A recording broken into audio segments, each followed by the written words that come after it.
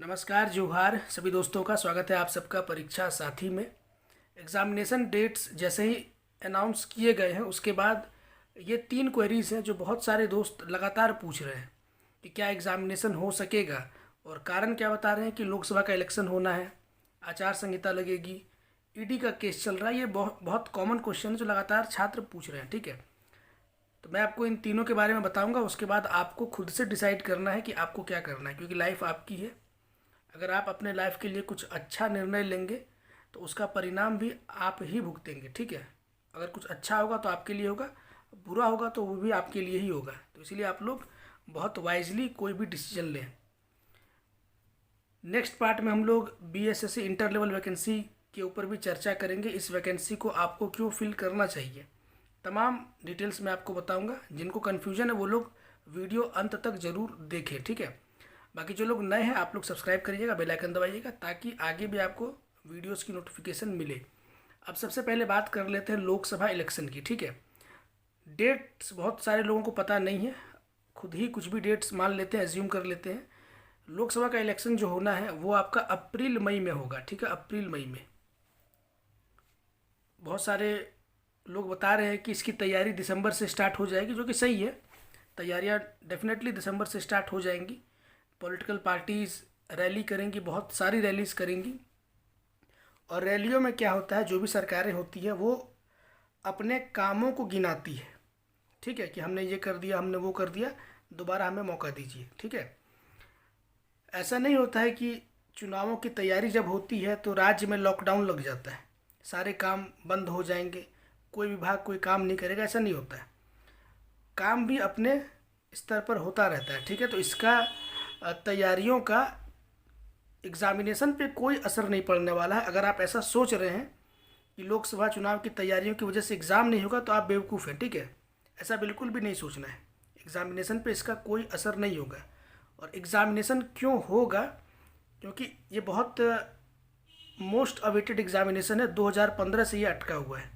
अगर इस एग्ज़ामिनेशन को ये सरकार करा लेती है, जिसकी पूरी संभावना है कि अभी जो आपको डेट दिया गया उसमें हो जाएगा, सक्सेसफुल कंडक्शन के बाद, एग्ज़ामिनेशन संपन्न कराने के बाद जब ये सरकार रैलियां करेंगे वहाँ इस चीज़ को वो गिनाएंगे कि 2015 से नहीं हुआ था, हमने इसको कराया। तो ये एक बहुत बड़ा अचीवमेंट होगा और सरकार बिल्कुल इसका श्रेय लेना चाहेगी। ठीक है, और चूँकि चुनाव अगले वर्ष है, लोकसभा का भी और विधानसभा का भी, तो ये बहुत बड़ा मुद्दा होने वाला है। इसलिए एग्ज़ामिनेशन होने की संभावना बहुत ज़्यादा है। ठीक है, बजाय इसके कि एग्ज़ामिनेशन ना हो। तो पहला वाला कन्फ्यूजन बिल्कुल क्लियर कर लीजिएगा कि लोकसभा की तैयारियों की वजह से एग्ज़ाम चुनाव की बलि चढ़ जाएगा, ये बिल्कुल नहीं होने वाला है। जो भी आपको ये बात बोल रहा है कोई उनको मतलब बिल्कुल भी उनको आइडिया नहीं है चीज़ों का। ठीक है, नेक्स्ट है आपका मॉडल कोड ऑफ कंडक्ट यानी कि आचार संहिता। जैसा कि मैंने आपको बताया कि चुनाव आपका अप्रैल मई में होना है। ठीक है, तो नियम क्या कहता है, जब भी चुनाव का डेट होगा, जब भी हो, कोई भी डेट हो, उससे 3 सप्ताह पहले इलेक्शन कमीशन को सूचित कर देना है। ठीक है, आपने देखा होगा न्यूज़ चैनल्स में कि इलेक्शन कमीशन के चेयरमैन और वाइस चेयरमैन सब लोग आते हैं और प्रेस कॉन्फ्रेंस करके चुनावों की जानकारी देते हैं कि इतने चरण में चुनाव होगा, झारखंड में कब होगा, बिहार में कब होगा, तमाम जानकारी वो लोग देते हैं।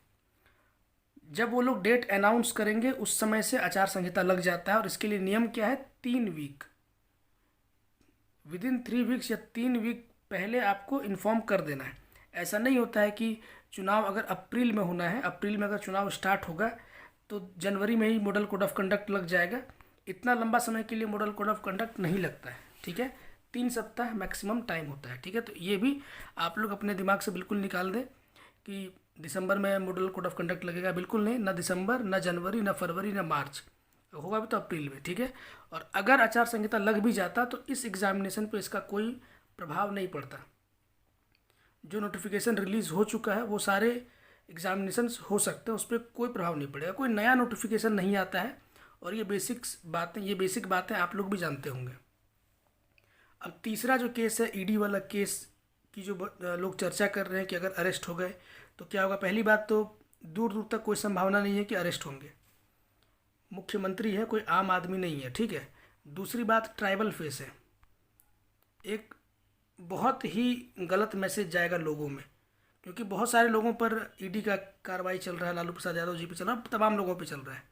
ठीक है, चीफ मिनिस्टर को कहीं भी अरेस्ट नहीं किया गया, चाहे कितना भी संगीन मामला हो। और ऐसे में आप एक ऐसे राज्य जो कि ऑलरेडी गरीब राज्य है, ठीक है, और उसमें से भी ट्राइबल फेस को अगर आप अरेस्ट कर लेते हैं तो मैसेज आप समझ सकते हैं कि पॉलिटिकली ये कितना डिवास्टेटिंग फैसला होगा बीजेपी के लिए। और बीजेपी इस चीज़ को बहुत अच्छे से समझती भी है।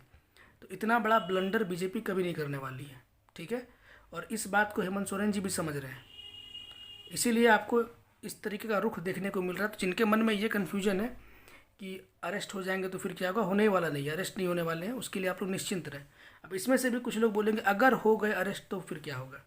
ठीक है, तो मैं बोलता हूँ कि अगर हार्ट अटैक ही आपको आ गया तो फिर क्या होगा।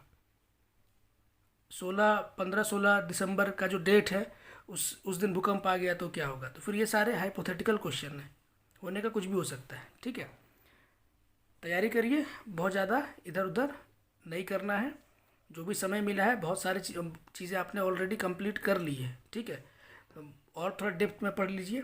और क्यों इम्पोर्टेंट है आपके लिए भी पढ़ना, ये मैं आगे आपको और एक्सप्लेन करूँगा जब मैं बीएसएससी की बात करूँगा। तो सबसे अधिक प्रॉब्लम इन 3 सवालों को लेकर के था, और मुझे लगता है कि मैंने तीनों का जवाब देने का प्रयास किया है। जो भी लोग इन 3 चीज़ों को लेकर कन्फ्यूजन में है, बिल्कुल भी कन्फ्यूजन में नहीं रहना है। आयोग ने लंबा डेट दिया है तो कुछ सोच समझ के ही दिया है। ठीक है, और सीजीएल एग्जामिनेशन इतना बड़ा एग्जामिनेशन है, उसके आसपास और कोई एग्ज़ाम नहीं होना चाहिए। आयोग का पूरा ध्यान सीजीएल कंडक्ट कराने पे ही रहेगा। तो बहुत सारी चीज़ें होती है। ठीक है, और इस सब चीज़ों को मद्देनज़र ध्यान में रख करके ये दिसंबर का डेट दिया गया है। ठीक है, फेस्टिवल टाइम, बीच में फेस्टिवल टाइम पे मुश्किल हो जाती। ठीक है, तो जो भी हुआ है छात्र के हित में हुआ है। अभी सबसे बड़ी चीज़ क्या है, सबसे बड़ा चैलेंज क्या है, एग्ज़ामिनेशन होना तो चैलेंज है ही, लेकिन एग्ज़ामिनेशन फेयर हो ये भी आप लोगों के लिए, हम लोगों के लिए बहुत ज़्यादा इंपॉर्टेंट है।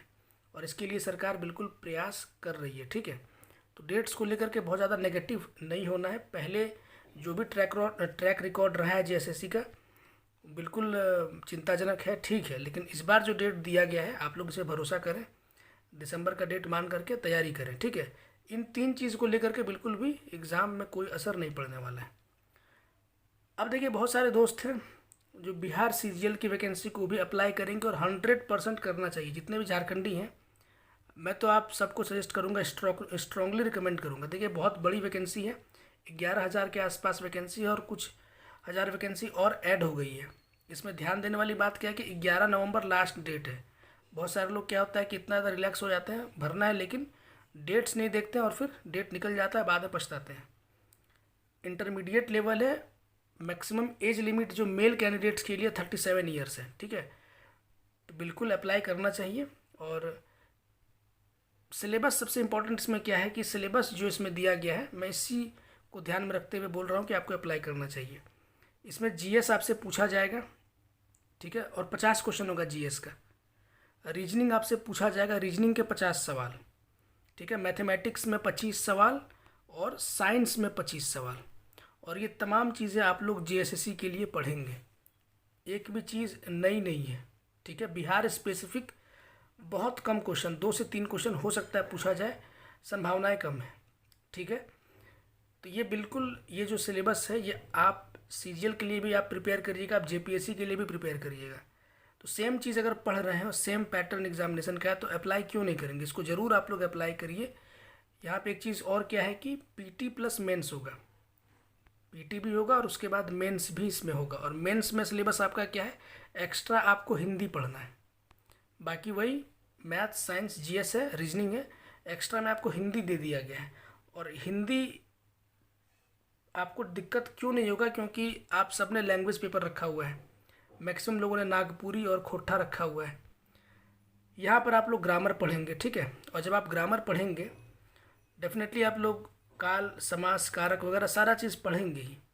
तो अभी आप उसको पढ़ ही रहे हैं तो वहाँ पे हिंदी में आपके लिए काम आसान हो जाएगा। हिंदी में वही सारा सिलेबस है, तो ऑलरेडी आप उसको पेपर 2 के लिए झारखंड में भी पढ़ रहे हैं, तो वहाँ भी आपको वो काम 100% आ जाएगा। ठीक है, और दूसरी इंपॉर्टेंट बात, जो लोग बहुत ज़्यादा नेगेटिव सीजीएल के एग्ज़ामिनेशन डेट को लेकर के हैं, अगर कुछ ऐसा होता है, ठीक है, क्योंकि झारखंड में कुछ भी हो सकता है, अगर कुछ ऐसा होता है एग्ज़ामिनेशन नहीं होता है तो आपके पास एक और एग्ज़ाम होगा जहाँ पर जा कर के आप अपनी काबिलियत को चेक कर सकेंगे, क्योंकि पढ़ाई तो डेफिनेटली हर एक लोग करेंगे दिसंबर तक, ठीक है, हर कोई पढ़ाई करेगा, और सामने कोई एग्जामिनेशन नहीं हो तो उस टाइम पे बहुत ज़्यादा फ्रस्ट्रेशन हो जाएगा, ठीक है। इसीलिए ध्यान में रखिएगा इस बात को। और BSSC CGL की वैकेंसी आप लोग जितनी जल्दी हो सके इसको फिल कर दीजिए। कुछ भी नया नहीं है सिलेबस में, सारा चीज़ वही है जो आप झारखंड के लिए भी पढ़ेंगे, ठीक है। तो इस बात को सीरियसली आप लोग लीजिएगा। और वैकेंसी बहुत ज़्यादा है, इसमें टाइपिंग पोस्ट भी है और नॉन टाइपिंग पोस्ट भी है। नॉन टाइपिंग पोस्ट की भी संख्या बहुत ज़्यादा, बहुत बम्पर वैकेंसी है, ठीक है। और बिहार का भी आप लोग ट्रैक रिकॉर्ड देख लीजिए। जब से ये नई गठबंधन की सरकार बनी है, तेजस्वी यादव जी के साथ नीतीश कुमार जब भी जैसे मिले हैं, उसके बाद से आप देखिए कितनी वैकेंसीज आ रही है। और सिर्फ वैकेंसीज नहीं आ रही है, एग्जामिनेशन भी हो रहा है, ठीक है। CGL का एग्जामिनेशन हुआ, टीचर वाला भी हुआ, अभी दरोगा भी आने वाला है, तो लगातार बहालियाँ वहाँ पे हो रही है। अब ये अलग बात है, बहुत सारे लोग इसमें अब बोलेंगे कि धांधली होगा, ये होगा, वो होगा, तो बोलने वाले देखिए बहुत कुछ बोलते हैं, ठीक है।